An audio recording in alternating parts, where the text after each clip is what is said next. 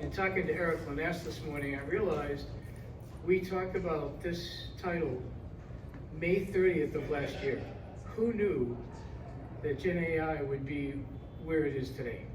I mean, some people predicted it, but I don't think anybody thought, so it's a good title, it's a good topic. The three esteemed panelists here, three CEOs that actually are all part of the show as well. We have some sponsors here. And so who we have here, this is Dan. All the names are up there. Dan is the founder and CEO of Virtue. Co-founder. And they're going to tell them all about themselves in a minute. And Bill, or Phone Bill, if you're on LinkedIn, Phone Bill McClain is in the middle, and Dave George is on the end. I've also had the pleasure of interviewing all three of these CEOs on the CEO Success Story podcast, webinar actually, from the Cloud Voice Alliance. So this is not the first time they've dealt with my questions, but we do have a lot of fun, great people. They understand the technology, the business, they're not new guys, they're not rookie CEOs. I happen to be the author of a book called The Rookie CEO. You can't make this stuff up. Two-time award winner. It's about 9 CEOs, rookies that I work for in a row. So for the first 10 people that want a signed copy of this, see me just over here after the end of the event, before you go to your next session. And the first 10 people, I give them a signed copy. It says $17.99 was price. You get it for free. So anyway, this is my about 5.5 decades in technology for me. Probably the oldest guy in the room. One of the interesting things is I've probably introduced well over 200 products from an engineer by degree. Between engineering, product management, and marketing, I've probably introduced well over 200 products to market. And some of them have been in very hot markets. For example, I introduced Ethernet in 2 previous companies, but was part of the 802.3 and 802.9, which was Integrated Voice and Data LAN, the WIT Standards Committee. So I have a lot of experience with high technologies, and I used to tell everybody Ethernet's going to be the winner, but nobody believed it. And so other people did crazy things like token ring and shit like that. Okay, so anyway, Gen AI, ChatGPT, thank the Lord that they decided to do this for all of us, because probably everybody uses ChatGPT? Is that, show of hands? And I'm sure they have their other favorites. Bard, Gemini, Claude, and there's a handful of others. So the bottom line is I've never seen anything kind of go through the hype cycle so fast. And it's not just hype anymore, which you're going to hear more about. There is hype because the press likes to talk it up. But the people who are practically implementing applications are sitting on the panel today. So, and I use it in our house. AI is used every day for something.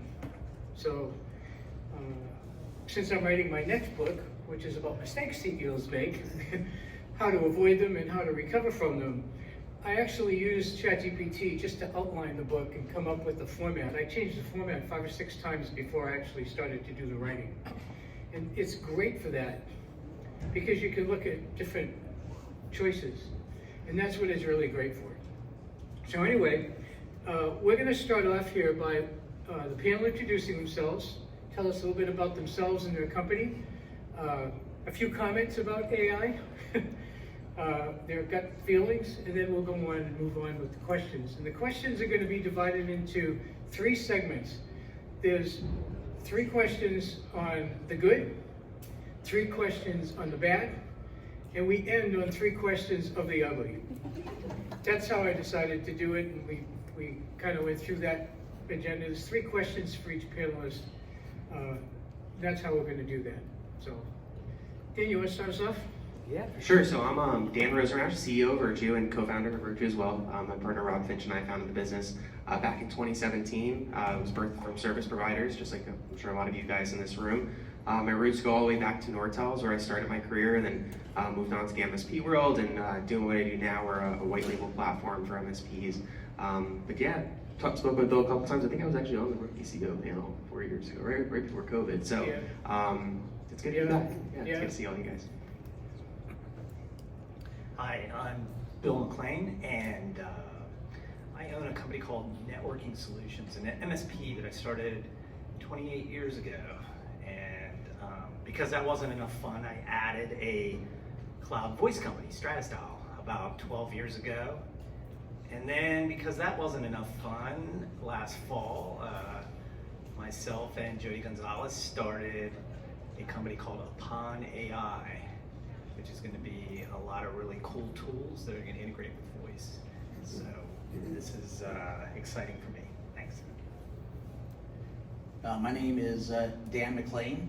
No, I'm sorry, Dave George. My AI got that wrong. Anyway, I'm the CEO of Greenstar Marketing. We're a communications-centric marketing firm.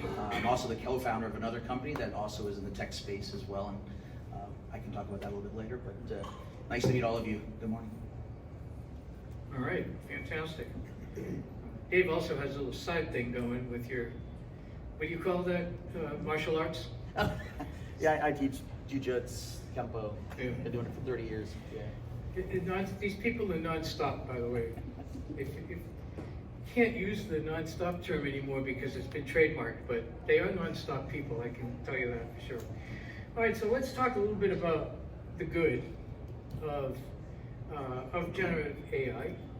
And if you have any specific products or tools, go ahead and mention it with your answers. But the one thing that many of us have learned here is that you can innovate faster, you can accelerate work, you can automate mundane tasks, but every day there's literally dozens of new products on the market. Some of them are beta. If you've ever heard of a company called Mind Studio, a company called UAI.ai, they have a tool that you can create your own AI and sell it through their stores. So there's just thousands of new tools.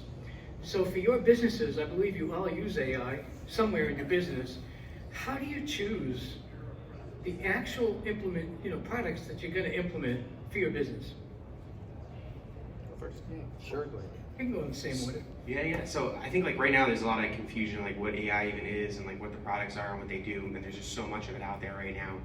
And I think what we're seeing too is ChatGPT, I don't know if a lot of you noticed a few months ago, launched a tool where you can actually you can build your own bots, you can even integrate them really even if you're not technical. It was pretty low code. So my thesis has kind of been on that is it lacks that organization, and it's imminent. Every time that there's over congestion of a space, you'll see private equity will come in and it'll consolidate it, because I think a lot of products just do too niche focused things. So I think it's imminent. We're going to be looking at consolidation and also trying to look out for which of those products are going to be disrupted by things that ChatGPT and Google and all those things are just putting out naturally. So there's just a lot out there, and I just think a lot of people find it confusing on what does what, if that makes sense. Okay. Bill? Yeah, I would add on to that. I mean, it's the biggest rabbit hole right now. I mean, you could probably just dig yourself down and for days just be researching all this stuff. And so what makes that a challenge for a CEO is you want to choose the correct tools for you.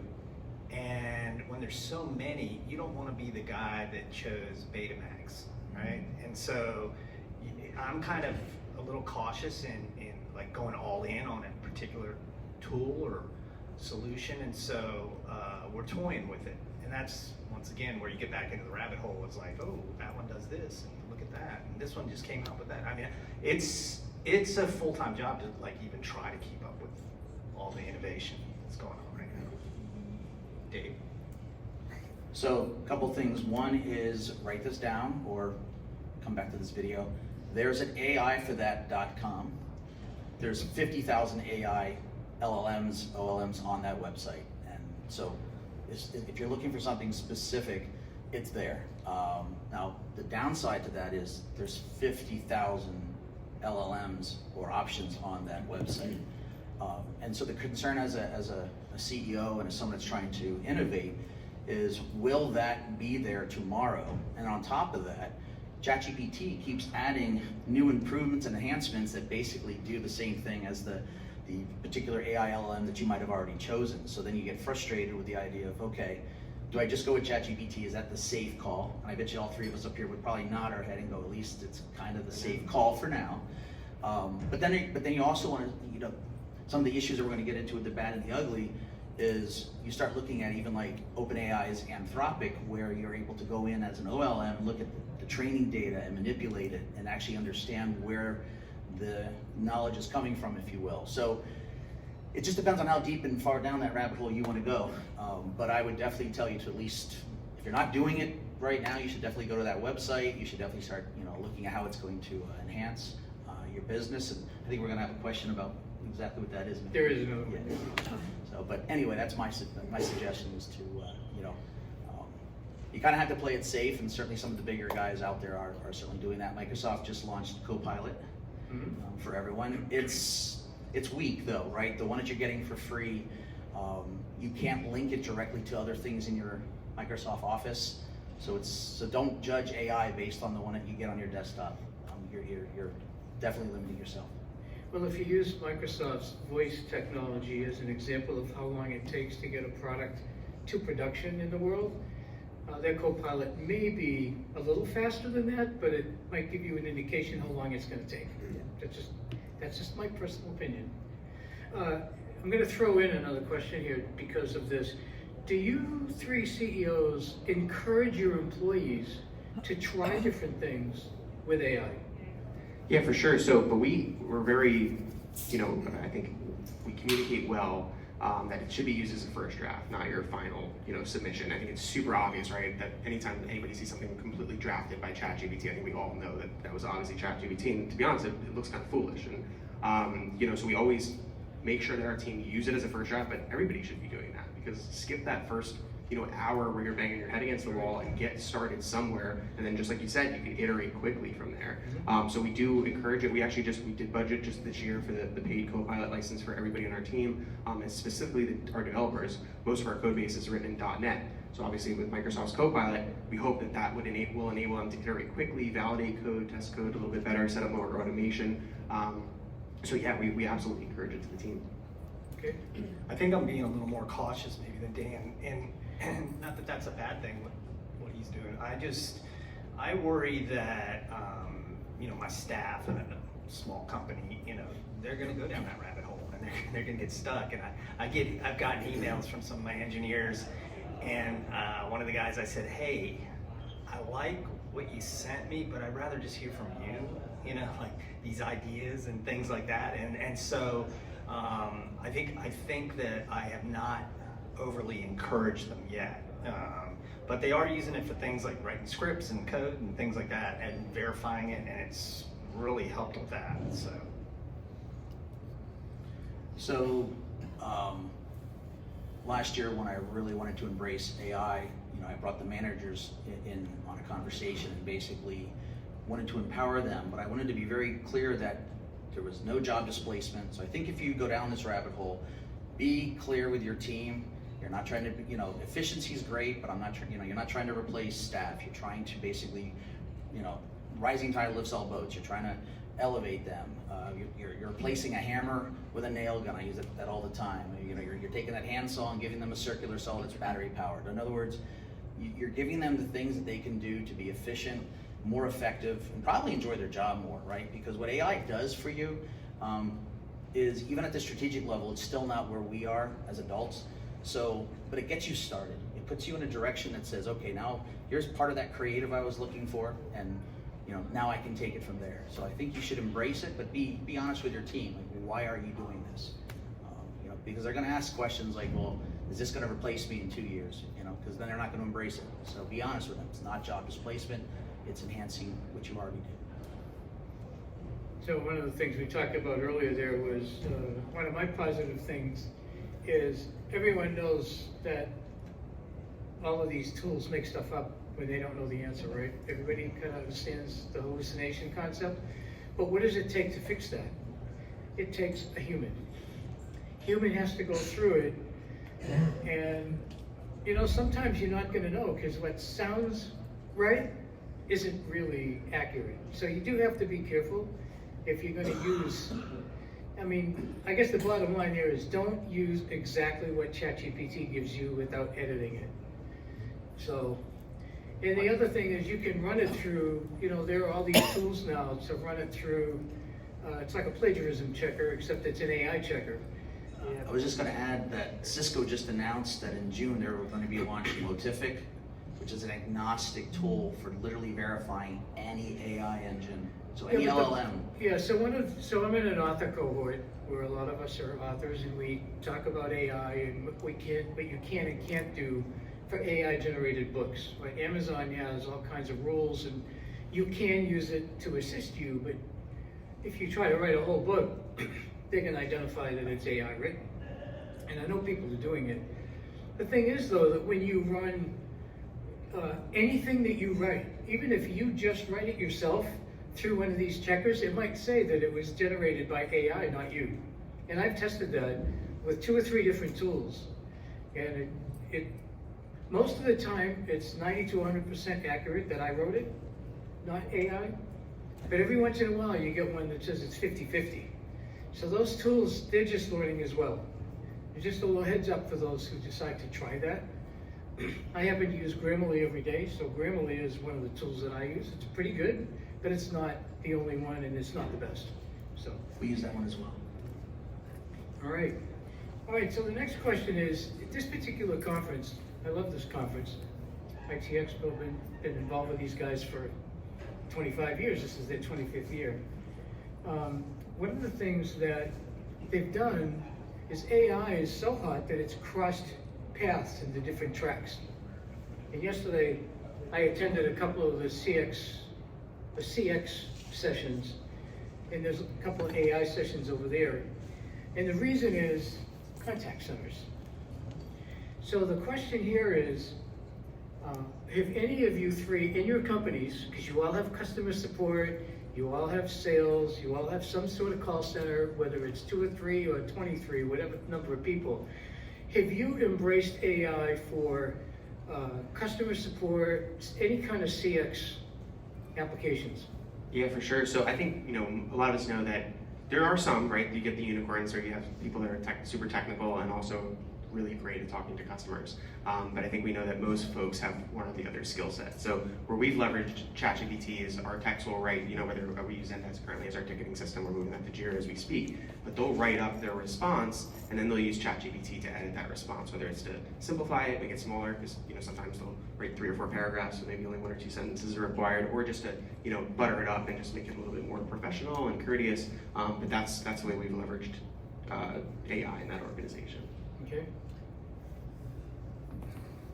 So the way we've been utilizing AI for our clients is not thus far. But I can tell you in the background, we're churning away on delivering, hopefully here in the next month or 2, chat bots, intelligent voice, to handle even just the accurate routing of inbound calls for support and things like that. So I'm a little more conservative. I feel like I don't need to be on the bleeding edge. I want to kind of see what other people are doing and not reinvent the wheel. But this is definitely something that if you're not focused on, it's going to leave you behind. So I don't want to be left behind either. I just want to walk that thin line. So I invented the wheel. Got in, last year we decided to develop our own omni-channel CX with generative AI for both inbound calls as well as external facing web chat, SMS, all those kind of things. So we kind of embraced it in a much more aggressive manner where we actually said, yes, we're going to embrace this, we're going to do this. Certainly don't want to you don't want to miss the boat. You also don't want to dive into the water and drown either. So I agree with Bill that you have to do this with a planned strategy and make sure it works for you. But I don't think you have to necessarily look at AI as all or nothing. We embraced early on, I was playing with Otter AI, Firefly's AI, right? These are very simple call transcription services. It's AI, it's conversational AI.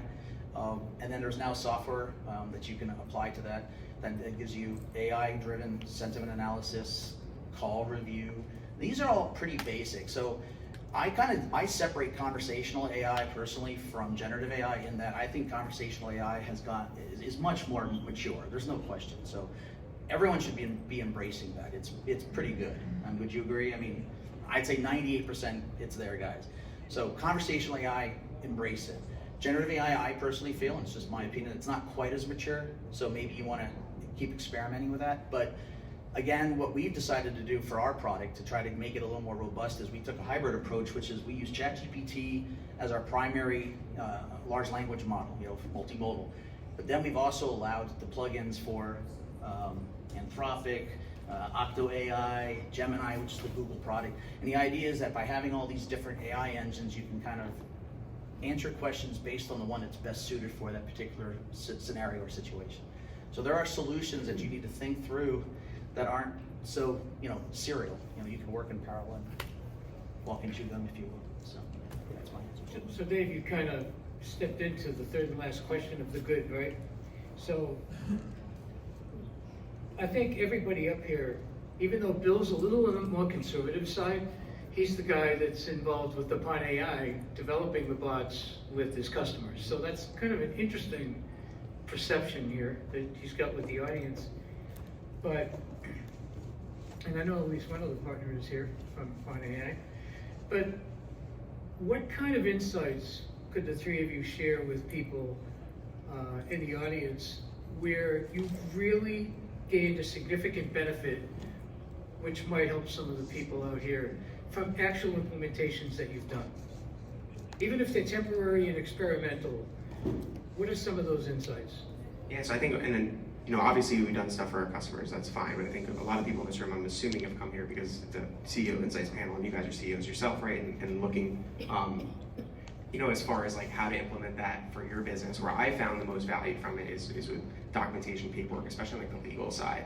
Now, like all the contracts and stuff that were sent my way that I would have to scour through, have our lawyers look through, which obviously you guys know is time consuming and super expensive. Now I can run that stuff through ChatGPT and almost do my own red lines, right? Without any legal experience. Take that stuff, mark it up as much as I can. Sometimes I'll have back and forth where it's like 2 or 3 revisions with red lines from ChatGPT. Then I'll send the final over to our attorneys who are like, this is great. Did you have another attorney look at this? Type of thing. So personally, like that's been the most transformational value, and especially as you guys grow your businesses, I think once we got to that stage of like either 15 or 20 people, that is just when like that documentation does have to be tightened up, right? So it just it's been personally for me just transformational. So I think about this, and I think about when Google came out, and it was all about how to become a better searcher, right? And so I think it's really about prompting.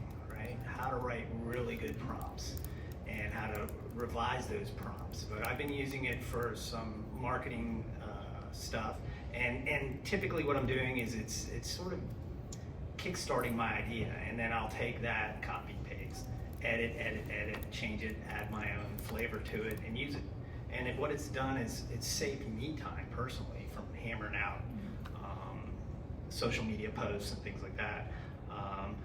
So for now, that's how I've been using it. But in my businesses, my engineers are definitely using it on the back end side of things, particularly in scripting and things like that. So yeah, that's what we're doing so far. Pretty much the sentiments of both Dan and Bill here. Definitely using it for being able to stay up with internal communications. So AI can just scrub and read to me the things that are important to me, but it is key to know what the prompt is. So the prompt or the question you're asking has to be framed in a way that gets you a response that's usable. And I think that's actually the art of AI, by the way. So yes, it's a science. Yes, there's algorithms and so forth, but there is an art to that. I'm still learning it myself. And what happens is, if you guys aren't playing with it a whole lot, ChatGPT 4, even as they keep adding improvements, it changes the way you want to do a prompt. So like just a couple of weeks ago, they did an improvement or enhancement, if you will, and then the same prompt gave me a different result, but they definitely improved it because what came back was more accurate, or was what I expected, if you will. So I think that's important to understand how that works. Okay, very good. So that's our summary of the good, because it is good. How many people actually use AI every day in their job?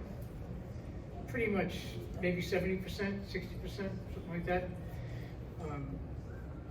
If you don't really start to learn how to use it, you're going to be left behind. So you better, I mean, ChatGPT 3.5, which is a good way to start, is free. Yeah, even Claude is free. But even 4 is only $20 for But that's where I was going. So I have the, I've had the paid version of ChatGPT 4. With tax, it's like 21, 27 or something like that a month. If you can't afford that, I don't know. I'm sorry. I really am, but it's worth every penny of that. And I also pay for Claude, but I use Claude as a cross-reference because the answers are different to the exact same prompt. So it's worth trying that out for your specific issue. The other thing that Connie here and I learned is that the better your prompt, the more detail and description you give it, the more accurate and better results you get. I think that applies to human nature. What's that? I'm sorry, I was going to say most of the time. Yeah. Most of the time. Well, look, the hallucination, if it doesn't know the answer, it's going to make it up. Well, it's funny that, like, comparatively to human beings, all right, I'm not sure how much of you have worked with developers before, but it's often stakeholders will go to developers with very, like, raw, basic requirements, and then you get the same thing, where now they're left to fill in the blanks and make stuff up. So it's pretty fun. So I've used that reference in the past. So the first 14 years of my life, I was a software developer on real-time operating systems for process control. And what's interesting is, when I was an engineer, of which my degree is, I was one of those guys that gave those short answers. Engineers don't like to give you answers because it's a commitment. So if you say, yeah, I'm doing that, it'll be done in a couple of weeks, they forget to tell you about the number of days to test and the integration and all that's really going to be like 9 months before something's out. But the salesperson gets all screwed up. So I call it 20 questions, right? You ever play the game 20 questions? You can play it at parties or whatever, the old LED, little electronic I was a never have I LCD ever things. kind of guy. But to me, it was an engineering game that it was probably developed by an engineer because that's what they do. So ChatGPT, Claude, they're all the same. Bard has not been all that as good for me. Maybe it has for you guys. Maybe Gemini is better. I haven't tried it yet. Gemini. But at the end of the day, you just have to realize it's like talking to an engineer. Because you are talking to a developer who wrote this stuff, who wrote the LLMs, who created all this stuff. And it's really kind of interesting. That's all.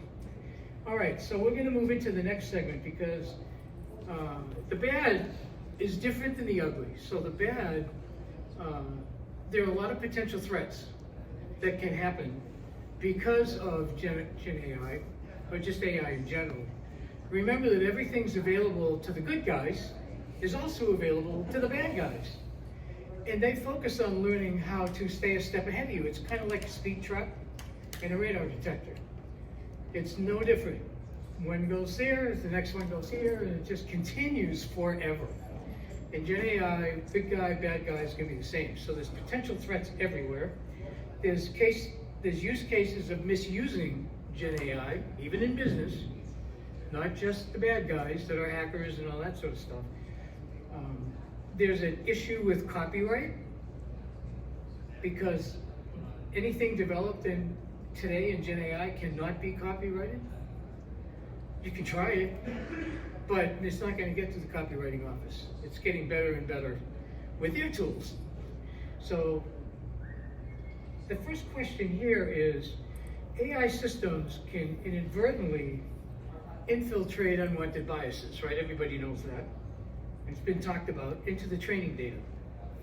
And you also have the ability that if somebody in your company is using the Gen AI tools and it's not a private LLM, then all of that information that could be proprietary gets into the training data. It could be your financial data, it could be your competitive analysis of all your competitors, which means that I can go out there and ask a question and get a complete competitive analysis using your stuff. So these are bad things that happen. How do you guys ensure that your businesses protect themselves from this type of misuse and copyright protection? So I think the copyright's a whole different story. My biggest concern has always been like malware from it, because like I look at back and like even when like I was like a 9-year-old kid and just like started playing with computers and stuff, right? And like if you're a 9-year-old kid, you don't think about this is bad, right? You're just doing stuff because you think it's fun. And believe it or not, like a lot of these black hat actors, like that's what you're dealing with. You're dealing with like a 13-year-old kid who just thinks like, cool, I just built this virus, sweet, this is fun. So that's what scares me about ChatGPT, because now you're gonna have folks that are 8, 9 years old that probably didn't have the capacity to write an application like that prior, that now can do it super simple. So to me, like, yeah, I'm not afraid of like the doomsday Terminator thing, because especially if you're an engineer at heart, you kind of understand how the code works of these LLMs, and it's not something that's gonna, maybe one day if it evolves to something else, but we're at right now, it's never gonna do that. But yeah, that's always been my concern, is just the abundance of malware that we're going to see. But on the flip side of that, I know a lot of us in this room provide cybersecurity solutions. So to me, I think AI is going to go. A lot of that stuff's going to go open source. There's going to be free, low barrier to entry stuff on AI. So I don't necessarily. Obviously, going to be a huge economy. Don't want to get that twisted. But I really see the opportunity on the cyber side, because now you have to combat all this new abundance of bad actors. Yeah, totally on the cyber side of things. I mean, if you think about and prior to this big AI boom, I mean, just phishing email was like, a whole industry to stop that. And now they can make these new emails that look like they came right from Dan. And the artwork is amazing, and it's gonna be a whole new boom for the economy. AI is not just from the user side, but the monetizing of it. And so it's going to be a big machine, and it's just going to start churning. I mean, this is just the beginning. And so my prediction is that it's really going to kick a lot of the economy all over the world, from protecting people to creating, and on and on and on. And this is just the tip of the iceberg. I think if 1 year from today, it's a totally different discussion.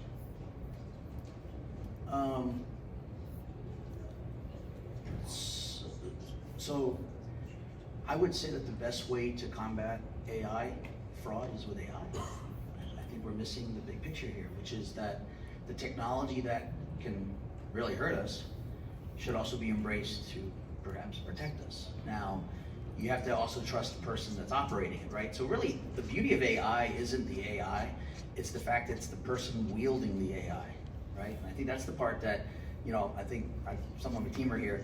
I always go back to the humanity and the tech empathy of AI and how you have to apply it to your audience and to your people, to your customers, et cetera, et cetera. So while I don't have the actual solution, I'm not a cybersecurity expert.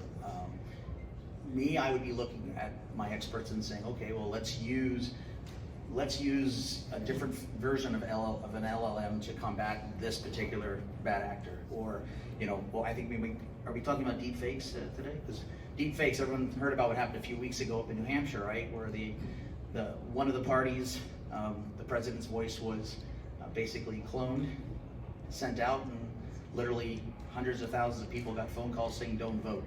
Now, whether you like that party or not like that party, or whether you like our president or not, we like to preach that we're a democratic republic, right? So a stable nation state, and you can't have that. You cannot have a democracy, or at least a representative democracy, unless we trust the messages that we're getting, right? So this all comes back to AI is the only thing that can probably keep up with the deep fake AI to be able to sense it and stop it. Because the regulatory side of this, they did come out with a law, and it says, hey, no robocalling, right? But the problem with that is, how many of us want to use potentially AI to do inside sales and calls? Well, if there's an anti-robocalling legislation that says anything artificial is illegal, then on the other side we have all this idea of doing lead gen using AI. Well, you've kind of shut down the creativity of that. You see, so there's all these dilemmas, but I do think AI is the solution. So I won't let cynicism, get me down on this, but I am concerned as well. You just crossed the path into the ugly side, but we'll get I'm sorry. We'll get there. We'll get there. So Dina, you had made the comment that you're not worried about copyright and IP protection. So that's interesting. Did any of the three of you have an AI policy yet at your company for your employees for data in or out? So we don't have a policy yet, but we're very clear, and especially like when I get communications from team members that are clearly just, the ChatGPT, and unless it's in the right use case, like what we talked about, like support, trying to professionalize one of their emails or tickets that they're sending to a customer. But if, we're having like professional communications internally and we're having a thoughtful discussion, and I guess that's something that's clearly ChatGPT, like, I want to call that out, right? But no, I do think organizations should have standard operating procedures around it, just like they should everything, right? Like, and that also should be team specific. And if you guys are building, we use Confluence. If you guys are building documentation for your internal teams, your policy should be well documented and apparent if there is one there. But I do find that I think our team, and obviously as the company grows, that gets to a different level. But I think our team has been pretty professional about it and how they use ChatGPT, and I haven't seen any where I would feel like it crossed a boundary, yet. Okay. Yeah, I kind of feel like, once again, walking that thin line, protecting your business as a CEO and not squashing creativity, right? So, you don't want to have your people be afraid to use these new technologies because of the business side, but you also don't want to expose your business to any potential legal issues or things like that in the future.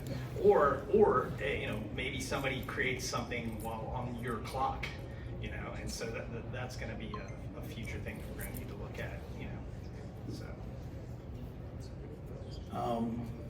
Actually, while we were doing our interview, I started drafting a policy. It's not a rigid policy, but it does sort of have guidelines on what I would expect. But you have to remember, we're a marketing firm. We do a lot of content creation. So we already had a lot of those, I'll call it, safeguards and guide rails in place where, we run things through Grammarly. We don't want to see copyrighted things being used inappropriately. We don't, even plagiarism, those kind of things. We wanted to, we want to keep that under control. So we were doing that pre what I'll call the AI change, right? Because we had AI for years. Machine learning's been around for 2 decades, 3 decades. But this rapid adoption in the last 2-3 years, so I have a policy, but I haven't really locked it down yet. So it reminds me of the early days of social media, where small companies, large companies, didn't matter what size you were in, they had to be careful what people were posting on Twitter. It was originally Twitter, in early days of LinkedIn. And, people that didn't, a lot of the executives didn't post anyway. They weren't building brand like they are today on LinkedIn. But in Twitter, people used to just post something about what they did that day, and then they talk about their competitors or whatever. So you had to start, back then I was the VP of marketing and product management, and I had to drive creating social media policies because people were out of control. Kind of like AI gone wild is what you have to worry about today. So the thought is that what Dave is doing, you have at least an outline of some things that are okay to do. Now, I think you got to start somewhere. And what I think is going to happen in the larger companies is and this is a disagreement, I think, with some people I know.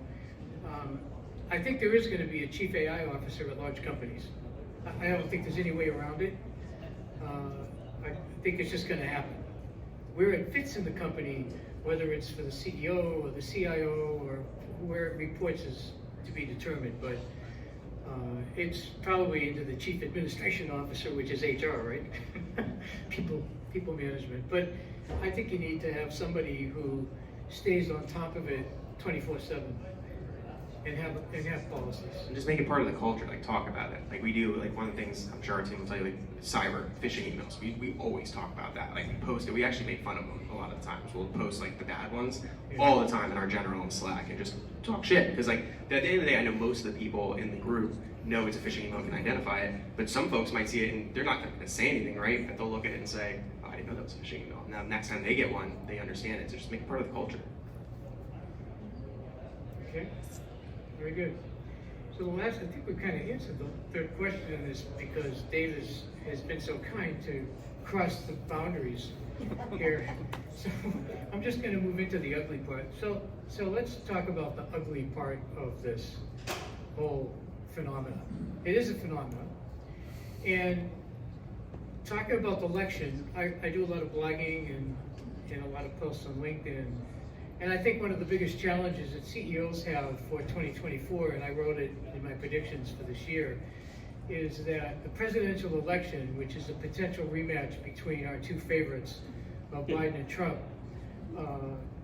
we've already seen the deep fakes and the power that you can get with deep fakes with celebrities, but now it's happening already with our presidential election. It's already there. 11 Labs, you can do your own voice and your own. It's incredible how powerful this stuff is.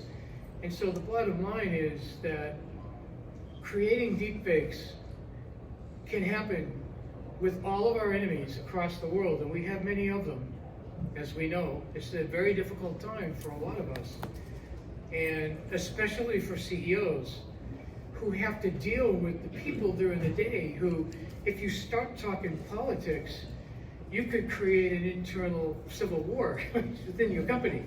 So you got to be really careful. But with this stuff happening, you have to build, in my opinion, into the policy. You know, you can't share any of this political stuff because you don't know if it's real. It's so good. You can't, and you can try it yourself. Go to 11 Labs, try creating your own voice, do a video, put it in the video, you'll be blown away by how good it is if you haven't already done it. Has anybody done that yet? Absolutely, and the scary part here, guys, is I had a larger sample, but they're saying 3 seconds is all they need of the person's voice to do the full deep fake. 3 seconds. I did a quick LinkedIn post while I was flying, so I couldn't do the audio recording, and I had my wife watch it, and she couldn't tell the difference.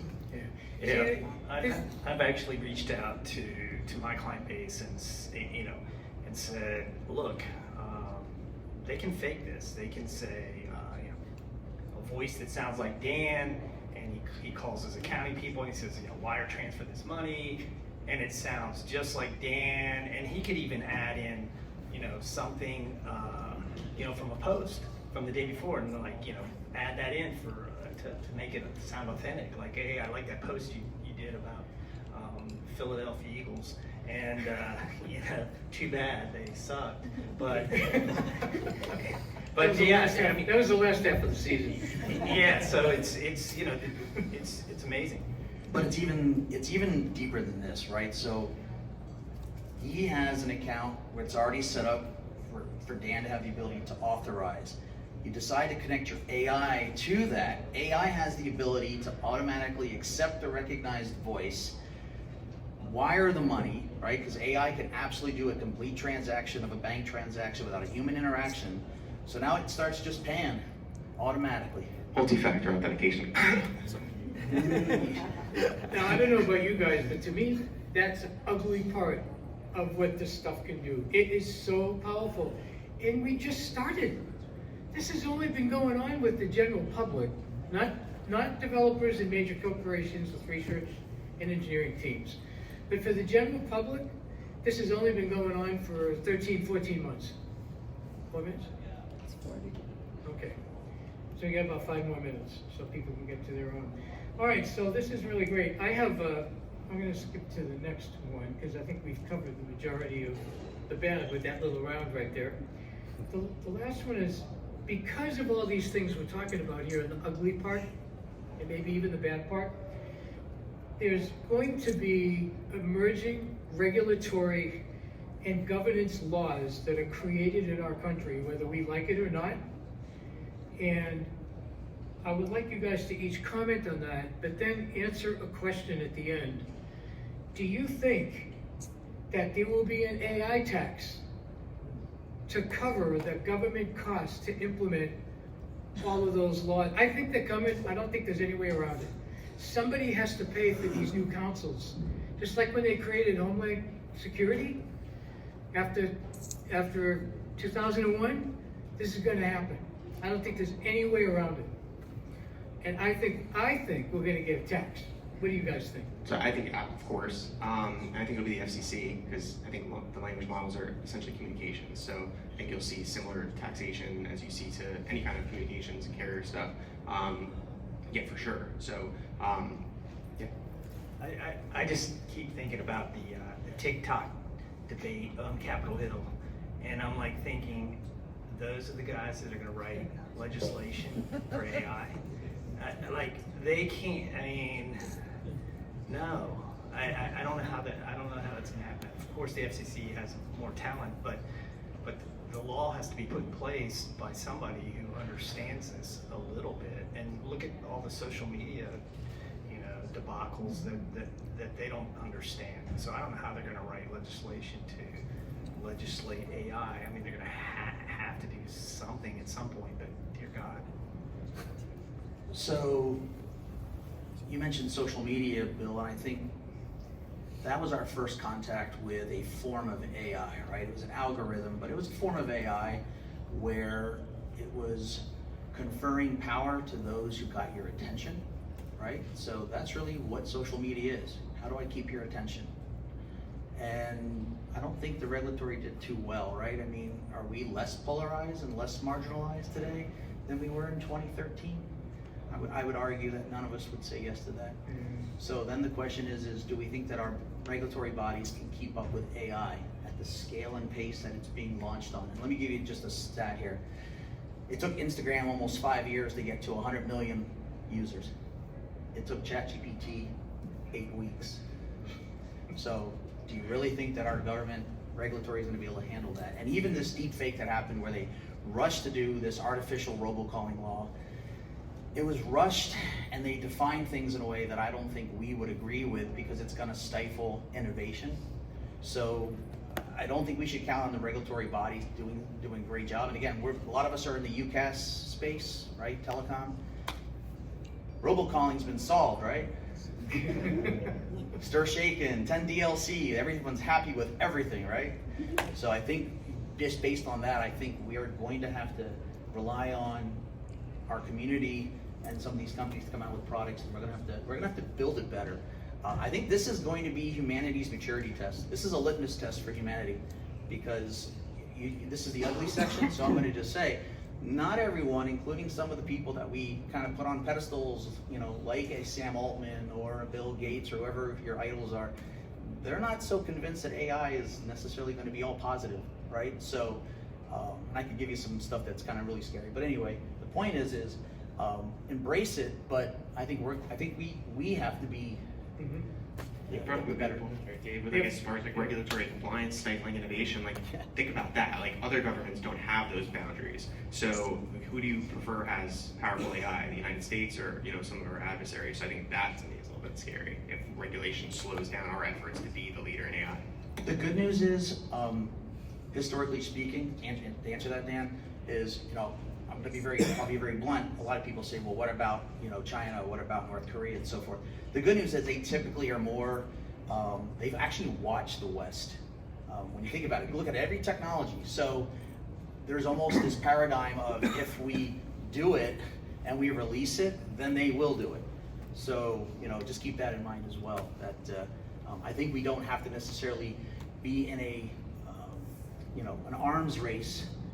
Because that's really what it is, right? Everyone's trying to get to the golden ticket. Everyone's trying to win, right? It's OpenAI does this, and then Google does that, and then over here Microsoft does this. I don't think the arms race is necessarily the answer. I'm not saying I don't think we're going to stop it, but I don't think it's also the answer. That's my 2 cents. All right. So I want to ask one more question, and then we can wrap this up. How will Gen AI impact your personal superpower? Good question. So I think for me, it's always just been architecting and just organizing my thoughts, right? And especially if a presentation or whatever it is, I try never to use it to generate the content. I always generate outlines. So put a bunch of thoughts that are, and everybody on my team knows that I context switch unbelievable. So just put a bunch of thoughts that are completely unorganized and have ChatGPT organize those thoughts and outline them. That's already been a superpower for me. It just helped, again, something that maybe took me an hour or two, and especially if I'm in an ADHD moment, maybe I'll do something else, and now that's a 4-hour exercise. To happen within a couple of minutes, a few prompts, and now, cool, I have a starting point that I can build upon. That's been, for sure, my superpower. Okay.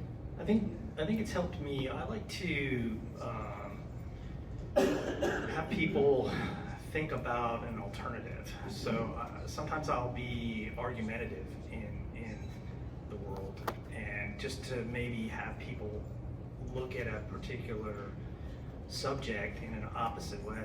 And you know, it really for growth for myself personally. So you know, I think AI has helped me in sort of consuming more and more information to develop those opinions. And you know, I don't know if that's being a thought leader or just being full of shit. So yeah, that's what I've been doing. Gotcha. So, a lot of my team knows that I have an eidetic or photographic memory type of mindset. I look at something and I see the whole page. So when I was younger, I was able to do an entire book. So I didn't study for school, for example. As I'm getting older, I'm losing a little bit of that. But with AI, I don't even need it. Like AI scrubs all my documents. I'm the contracts guy for our company as well. So I'll go through and read all these contracts, but I don't need to memorize them anymore like I used to. I used to be able to say page 46, you know, paragraph. I don't need to. AI does it all for me. So I may lose that superpower, but that's okay. Does anybody use a data analysis tool yet? That new tool in ChatGPT? That's been incredible. I loaded a P&L into there like a month ago and asked it to find efficiencies that were non-personnel related. Like, come on, seconds. Unbelievable. It used to take accountants weeks of meeting with multiple stakeholders. That tool has been amazing. Could you repeat that? It's the data analysis tool in ChatGPT. So you can like drag in infinite data. You can put CSVs in there, ask it to analyze it. It was a little rough at first, but it's getting pretty sophisticated. Yeah, these enhancements just keep coming. Yeah. So isn't it great to get insights from these guys? I mean, they just share their innermost thoughts on AI, I think. Anyway, I'd like to thank everybody who came at 9 o'clock in the morning to this session. Fantastic to get a good group. And especially the 3 CEOs who joined me for this journey. They all have a lot to say. They have successful companies. They've done very well, and they each have a unique perspective, if you notice that, which helps the audience get a different perspective. And you know, Bill, being the most conservative on the panel, is also the one who's developing the chatbots with Upon AI, which you might want to check out a little bit, specifically for customers, applications in UCaaS and CCaaS. So interesting. Thanks again to everybody for coming, and onward and upward with you, Dave. For those